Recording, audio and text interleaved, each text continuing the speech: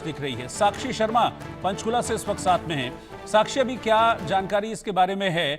Initial information तो यही है कि ये एक सुसाइड है, लेकिन कुछ और कहानी सामने आ रही क्या? जी देखिए, प्रथम दृष्टया जो पुलिस ने बताया है वो फैमिली सुसाइड की ही थ्योरी जो है वो सामने आ रही है और कर्ज से परेशान परिवार था। आई विटनेस इस वक्त हमारे साथ है, सैनी साहब हैं, उनका यहाँ पर घर है और उनके घर के बिल्कुल ठीक सामने ही यहाँ पर जो गाड़ी है वो खड़ी थी जिसमें 7 लोगों ने जहर खाकर आत्महत्या की है। सर, आप लोग जब बाहर आए कितने बजे आपने गाड़ी देखी और क्या देखा? सबसे पहले मेरा पोता आया था, उसने गाड़ी देखी, उसने ऊपर से बेल मारी, फिर हम ऊपर से आए। यहाँ पर वो मित्तल था बैठा था जो मराएगा, तो मैंने उससे पूछा, मैं क्या बात, क्यों ऐसा काम कराया? तो उन्हें बच्चे ही मार दिया, आप भी मर गया। कहा जी मैं कर्ज में डूबा हुआ हूँ, किसी ने मेरा साथ नहीं दिया, मेरे रिश्तेदार करोड़ोंपति हैं, किसी ने 1 रुपया नहीं दिया। उसे दुखी होकर हमने ये काम किया। अच्छा। हाँ, यहाँ बैठा था, फिर वो पानी पुनी पिलाया, फिर हमने पुलिस को फ़ोन कर दिया जो भाई इसको ले जाओ, हो सकता बच जाए।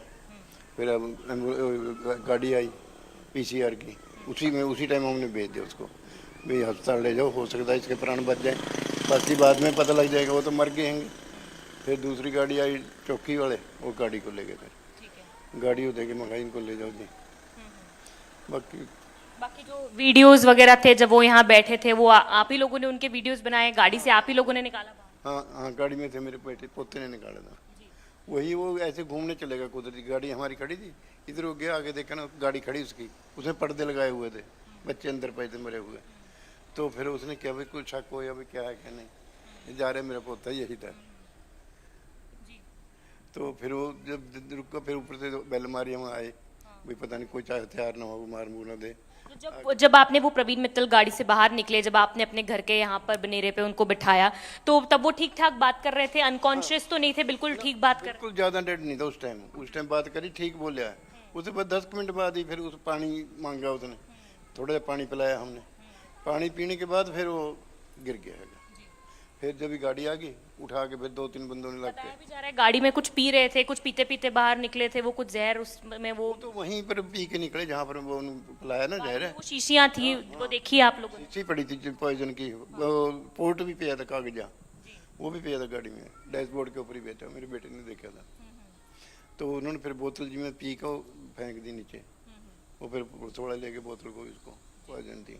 तो मौके पर पुलिस कितनी देर में पहुंची और सब आला अफसर जो है वो? जल्दी PCR बहुत जल्दी आ गई, मेरे का विद हार्डली 5 मिनट में आ गई।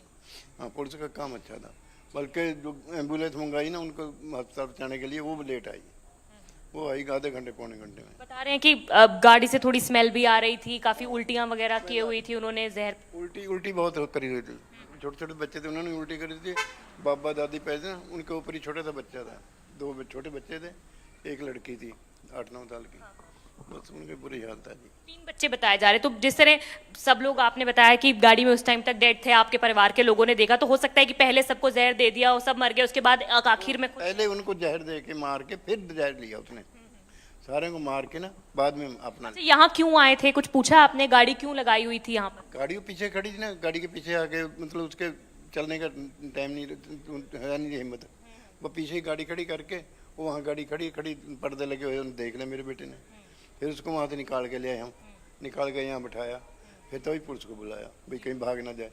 ठीक है। हाँ, तो पुलिस को यहाँ पर जो चश्मदीद थे उन्होंने सूचना दी और जैसे उन्होंने पूरा वाकया देखा, आप देख सकते हैं ये जो बनेरा है, यहाँ पर लाकर जो प्रवीण मित्तल थे उन्हें यहाँ पर लाकर बैठाया, यहाँ पर बैठाकर पानी पिलाया और यहीं आकर उन्होंने सभी जो चश्मदीदों थे उनको अपनी जो दास्तां थी वो बयां की कि उन्होंने सुसाइड कर लिया है, जहर खा लिया है और कर्ज से उनका परिवार परेशान था। उन्होंने ये भी बताया है कि उनके जो रिश्तेदार हैं उन्होंने भी उनकी मदद नहीं की, जिससे वो काफ़ी आहत थे, शायद इमोशनली वीक हो चुके थे और इसीलिए इतना बड़ा कदम जो है वो उनके द्वारा उठाया गया। अब वो स्पॉट आपको दिखा देते हैं जहां पर उनकी गाड़ी खड़ी हुई थी। आप देख रहे हैं कि ये जो पिकअप वैन है, इस पिकअप वैन के ठीक पीछे यहाँ पर एक ह्यूंडई की ग्रे कलर की औरा गाड़ी खड़ी थी जिसमें प्रवीण मित्तल और उनका पूरा परिवार मौजूद था और इसी स्पॉट पर अनुमान लगाया जा रहा है कि उन्होंने जहर खाया, क्योंकि प्रवीण मित्तल जब बाहर निकले तो वो अनकॉन्शियस नहीं थे, कॉन्शियस थे। उन्होंने सभी लोगों से बातचीत की, पानी मांग कर पिया और अपनी सारी दास्तां उन्होंने यहाँ पर जो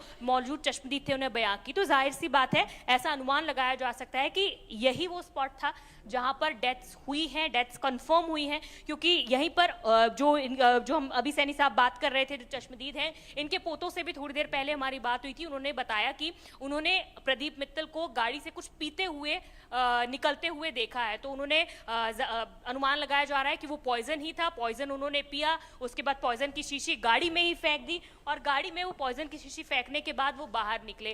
पहले जब उन्हें यहाँ से जाने के लिए कहा गया तो वो अपनी गाड़ी यहाँ से लेकर जा रहे थे, लेकिन उसके बाद जब यहाँ पर मौजूद चश्मदीदों को शक हुआ कि मामला कुछ गड़बड़ है, कुछ ठीक नहीं लग रहा है, तब उन्होंने उस गाड़ी को दोबारा हाथ देकर रोका और प्रवीण मित्तल को बाहर निकाला। प्रवीण मित्तल तब तक बार बार यही कह रहे थे कि परिवार सोया हुआ है, आराम कर रहा है, रेस्ट कर रहा है, लेकिन जब वो बाहर निकले, जब उन्हें बैठाया गया, पानी पूनी पिलाया, उसके बाद उन्होंने बताया कि हमने जहर खा लिया है, हमने पूरे परिवार सहित आत्महत्या कर ली है, मैंने भी जहर खाया हुआ है और अब से 5 मिनट के अंदर अंदर मैं भी मर जाऊंगा। और जैसा उन्होंने बताया वैसे ही हुआ। अगले 3 से 4 मिनट के अंदर पानी पीने के बाद वो भी नीचे गिर पड़े और अनुमान लगाया जा रहा है कि तब उनकी मौत हो चुकी थी। हालांकि वो जिंदा थे, इसलिए चश्मदीदों ने डायल 112 पे कॉल किया, पुलिस को इस पूरे मामले की सूचना दी कि आप जल्दी पहुंचे, इन्हें अस्पताल लेकर जाएं। लेकिन पुलिस जब इन्हें अस्पताल लेकर पहुंच रही थी, अस्पताल लेकर पहुंची, तब तक अस्पताल में जो डेथ है वो कंफर्म हो चुकी थी।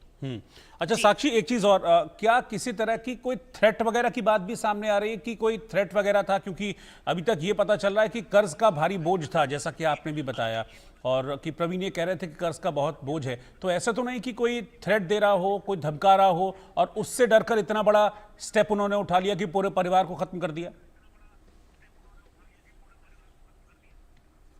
जी देखिए, थ्रेट की बात अब तक सामने नहीं आई है, लेकिन जाहिर सी बात है जिस तरह वो बताया जा रहा है कि बैंकरप्ट हो चुके थे, बैंक से हो सकता है कॉल्स आ रहे होंगे, प्रेशराइज हो रहे होंगे और पैसे थे नहीं, आर्थिक तंगी थी, बिजनेस में बहुत घाटा हुआ था और इसीलिए उन्होंने आकर, क्योंकि एक परिवार जब सुसाइड करता है इसको लेकर बहुत हिम्मत चाहिए होती है और खुद करना अलग बात है, अपने माँ बाप को, अपने बच्चों को, अपनी बीवी को, सभी को जहर देकर मार देना, ये एक बहुत बड़ा स्टेप है, ये एक दिल दहला देने वाला मामला है, बहुत हिम्मत चाहिए होती है और ये माइंड के उस स्पॉट पर आकर ये चीजें जो है वो एग्जीक्यूट हो सकती हैं जहां पर इंसान के सोचने समझने की जो शक्ति है वो पूरी तरह से खत्म हो जाती है, पूरी तरह से निल हो जाती है।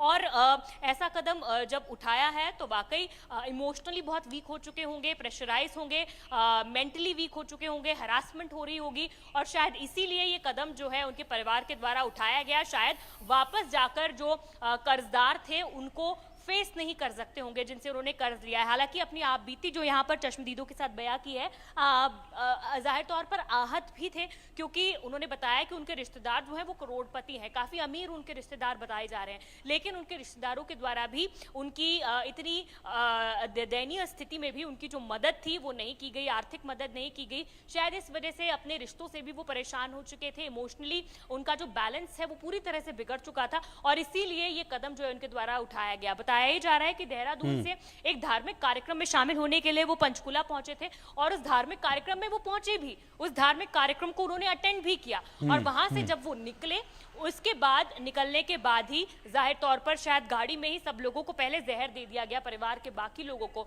और जब देखा कि परिवार के लोग एक एक कर दम तोड़ रहे हैं, उसके बाद उन्हें कोई सेफ जगह चाहिए थी खुद जहर पीकर गाड़ी लगाने के लिए।